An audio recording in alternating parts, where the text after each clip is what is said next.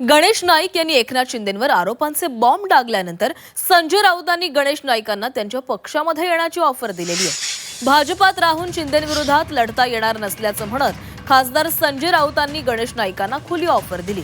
त्यामुळे राऊतांच्या ऑफरवर गणेश नाईक कोणता निर्णय घेणार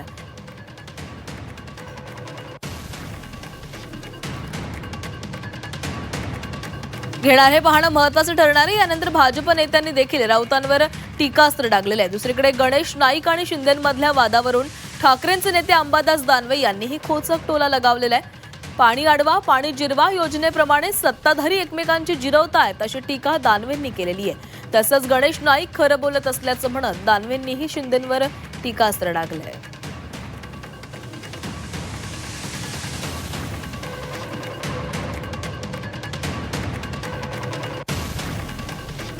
माझा गणेश नाईक यांना एक प्रेमाचा सल्ला आहे। भारतीय जनता पक्षात राहून तुम्हाला या प्रवृत्तीशी लढता येणार नाही,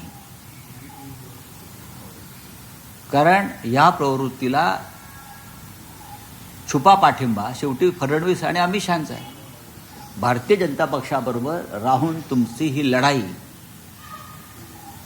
ही टोकाला जाणार नाही। त्याच्यामुळे गणेश नाईक यांनी पुन्हा स्वगृही यावं, शिवसेनेत यावं आणि या लढाईचे रणशिंग फुंकावं। विजय गणेश नाईकांचाच होईल। संजय राऊत हे येणाऱ्या काळामध्ये काँग्रेसमध्ये प्रवेश करणार आहेत ही माझी खात्रीलायक माहिती आहे। त्याबद्दल राहुल गांधी आणि संजय राऊत यांची दिल्लीमध्ये सविस्तर चर्चा देखील झाली।